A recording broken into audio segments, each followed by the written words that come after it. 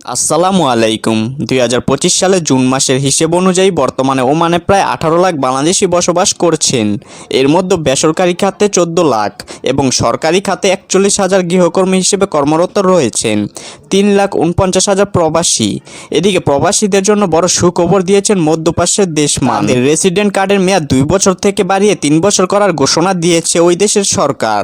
সোমবার এক প্রতিবেদনে এ তথ্য জানিয়েছে গালফ নিউজ।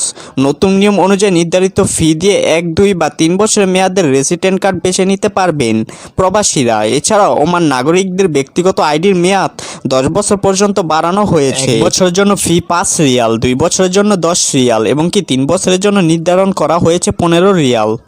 তবে কার্ড হারিয়ে গেলে বা নষ্ট হলে পরিবর্তনের জন্য গুনতে হবে 20 রিয়াল, জানিয়েছে দেশটির নিরাপত্তা বিভাগ। অপরদিকে রয়্যাল ওমান পুলিশ এক বিবৃতিতে জানিয়েছে যে আইন মেনে চলার জন্য সব রেসিডেন্ট বা আইডি কার্ডধারীদের মেয়াদ শেষ হওয়ার 30 দিনের মধ্যে নথি নবায়ন করতে হবে।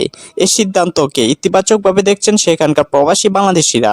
সো গাইস, এই ছিল আজকের ভিডিও। সো এই আপডেটটি যারা ওমান প্রবাসী আছেন আপনাদের কাছে কেমন লাগলো অবশ্যই কমেন্টে জানাবেন। আর যারা নতুন ওমানে যেতে চাচ্ছেন আপনাদের জন্য নতুন আপডেট আসতে চলেছে খুব শীঘ্রই। ততক্ষণ ভালো থাকুন, সুস্থ থাকুন এবং চ্যানেলটি সাবস্ক্রাইব করে রাখুন।